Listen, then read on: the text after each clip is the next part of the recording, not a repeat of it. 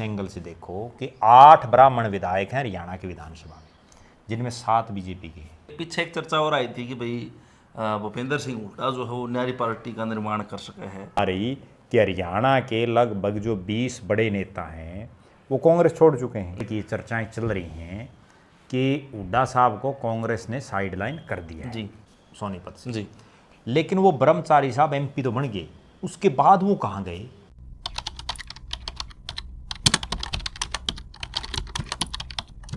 अच्छा, दूसरी चीज जटा की आपने बात करी, आपने कहा कि भाई सीएम तो ब्राह्मण और राजपूत, अगर सवर्ण जाति बात करा क्योंकि वैश्य समाज की इतना को नहीं वो, लेकिन ब्राह्मण ये टिकट भी कटी है, ब्राह्मण को सही साथ दे दिया कि जो है ना भाजपा की तरफ ज़्यादा रुझान है, नहीं तो मान सम्मान नु बताऊं कि कांग्रेस में ज़्यादा मिले है ब्राह्मणों ने भाजपा की दृष्टि से ज़्यादा। देखो क्योंकि बीजेपी ओबीसी करी जाए दोनों सब। मैं बताऊं आपने, किसी समय ब्राह्मण जो हैं वो कांग्रेस के साथ ही थे जी। और कांग्रेस को जो है लगभग ब्राह्मण नेता ही चलाते थे, एक समय वो था। लेकिन समय के साथ साथ बदलते रहते हैं मामले। अब हालात ये है कि ब्राह्मण ज़्यादातर बीजेपी के साथ लगे हुए हैं और उसके पीछे एक कारण मैं बताऊं, अब तो चलो उनकी संख्या कम हो गई, लेकिन एक वो समय था जब 4 ब्राह्मण सांसद थे हरियाणा में। 2 लोकसभा के अरविंद शर्मा और रमेश कौशिक, दोनों बीजेपी। जी। 2 राज्यसभा के general lieutenant general retired DP Vats, वो बीजेपी का। कार्तिकेय शर्मा बीजेपी का समर्थक, जिन्हें बीजेपी को समर्थन दे रखे। 4 एमपी।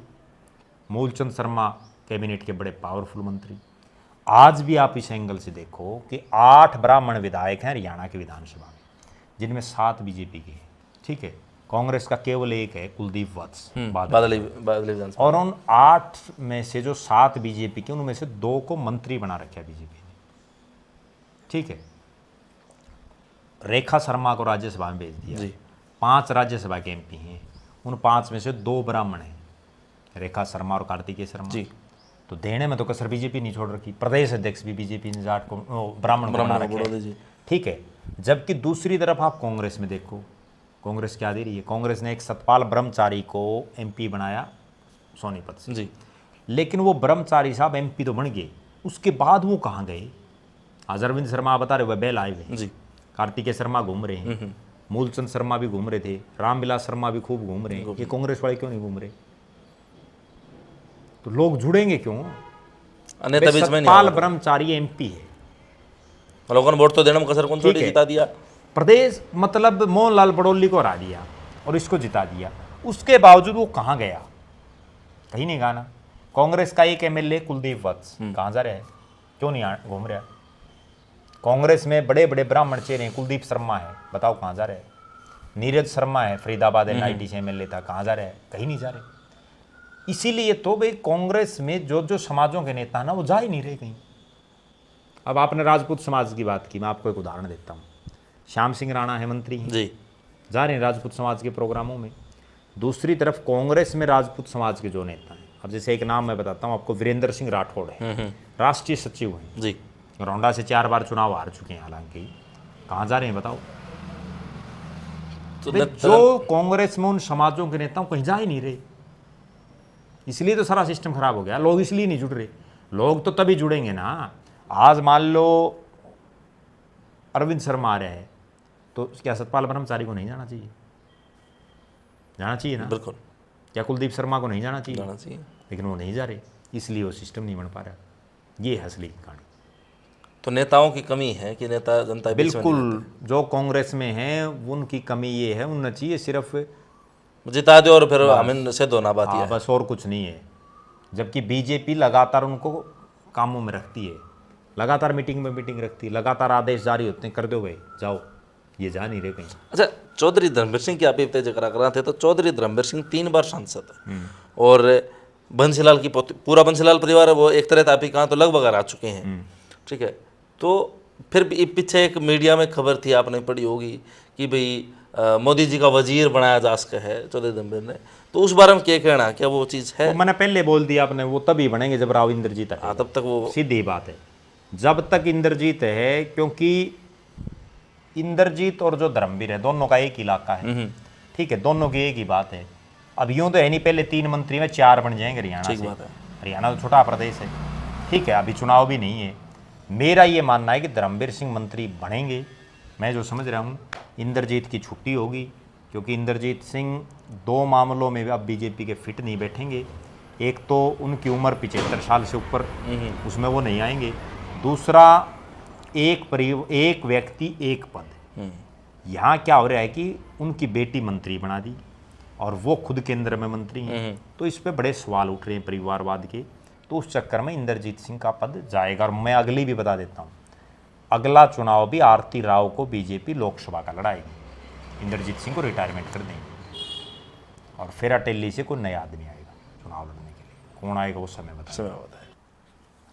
अच्छा, राजनीतिक गलियारा हम दोनों साहब अभी बढ़े गए यहाँ। तो एक पीछे एक चर्चा और आई थी कि भाई भूपेंद्र सिंह हुड्डा जो है वो न्यारी पार्टी का निर्माण कर सके है, एक अलग ताकत बन सका है। क्योंकि आप भी जिक्र करें भाई कुमारी शैलजा और भूपेंद्र हुड्डा गुटबाजी में हैं, दो गुट बन रहे कांग्रेस के। इस बारे में क्या लगा अपना उसका यह चीज़ राहतल पे लागू उसका न्यारी पार्टी बनाना हुड्डा साहब का?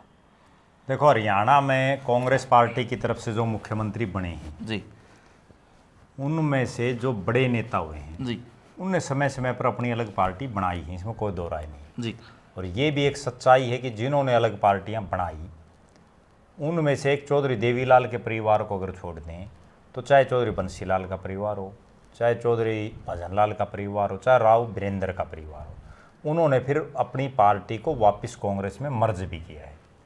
जहाँ तक बात है चौधरी भूपेंद्र सिंह हुड्डा की, तो एक समय था 2019 में जी, विधानसभा चुनाव के एन पहले एक बहुत बड़ी रैली भूपेंद्र सिंह हुड्डा ने की थी। और उस समय उन्होंने जो अपने भाषण में ये भी कहा था कि मैं आज सब बंधनों से मुक्त होकर के आया हूँ। और उस समय ये पूरे कयास थे कि आज हुड्डा साहब पार्टी बनाएंगे। और मैं जो लोगों की नब्ज समझता हूँ राजनीति की, अगर उस दिन भूपेंद्र सिंह हुड्डा अपनी पार्टी बना करके नया ऐलान कर देते जी, तो 2019 के उस चुनाव में बीजेपी को इतनी सीटें नहीं आती, अलग हालात बनती, लेकिन वो नहीं हिम्मत दिखा पाए। इस चुनाव में कांग्रेस ने उनको फ्री हैंड दिया, फ्री हैंड दे करके वो सरकार नहीं ले पाए। अब पिछले 7 महीने से लगातार इस तरह की चर्चाएं चल रही हैं कि हुड्डा साहब को कांग्रेस ने साइडलाइन कर दिया है। जी, लेकिन मेरा ये मानना है कि भूपेंद्र सिंह हुड्डा के बिना हरियाणा में कांग्रेस बड़ी कमज़ोर हो जाएगी। भले ही कुछ एक लोग ये समझ रहे हैं कि हुड्डा के जाने से कांग्रेस मजबूत होगी, लेकिन असली सच्चाई ये है जब जब किसी नेता ने कांग्रेस छोड़ी है तब तब कांग्रेस कमज़ोर हुई है। चाहे आप कितने उदाहरण उठा करके देख लें, अब भी कांग्रेस क्यों नहीं आ रही 3 योजनाओं से? केवल इसलिए नहीं आ रही कि हरियाणा के लगभग जो 20 बड़े नेता हैं वो कांग्रेस छोड़ चुके हैं जी, और वो बीजेपी में जा चुके हैं, इसलिए बीजेपी का प्रभाव बन गया। अब हुड्डा साहब नई पार्टी बनाएंगे नहीं बनाएंगे, ये फैसला चुनाव से लगभग 1 साल पहले ही होगा। अभी आज अगर कोई पार्टी बना दी ना, वो चल रही कोई पार्टी, क्योंकि लोगों को चाहिए तुरंत का पकाया पकाया। तो इसलिए ये सब कुछ 2028 में होगा। उससे पहले अगर हुड्डा साहब को पावर दे दी कांग्रेस ने तो कांग्रेस में रहेंगे। और पावर में भी 2 चीज़ें हैं, मैं जो समझ रहा हूँ आज के दिन, ये भी एक कड़वी सच्चाई है। कांग्रेस के जितने नेता हैं ना जी, अगर उसमें किसी नेता के पास कोई वोट बैंक है, कोई एक नेता ऐसा है जिसका हरियाणा के 90 के 90 विधानसभा क्षेत्रों में कम या ज़्यादा अपना एक प्रभाव है, तो वो भूपेंद्र सिंह हुड्डा या दीपेंद्र हुड्डा है। वरना तो कुमारी शैलजा हो या रणदीप सिंह सुरजेवाला तो कैथल के अलावा कहीं कुछ है नहीं। और जो है कुमारी शैलजा का भी सिरसा और अम्बाड़ा लोकसभा, उसके अलावा और बहुत ज़्यादा नहीं। अब आप कल का बताओ कुमारी शैलजा के वोट हैं, ठीक है ना। वो किसी गांव में क्या पता कभी को किरण के साथ चली गई हो, उस दौर में तो एक अलग बात है, नहीं तो जाती नहीं। तो इसलिए पार्टी बनाना या ना बनाना ये सब कुछ डिपेंड रहेगा आने वाले समय में कुछ पावर मिलती है हुड्डा साहब को या नहीं मिलती है। जी।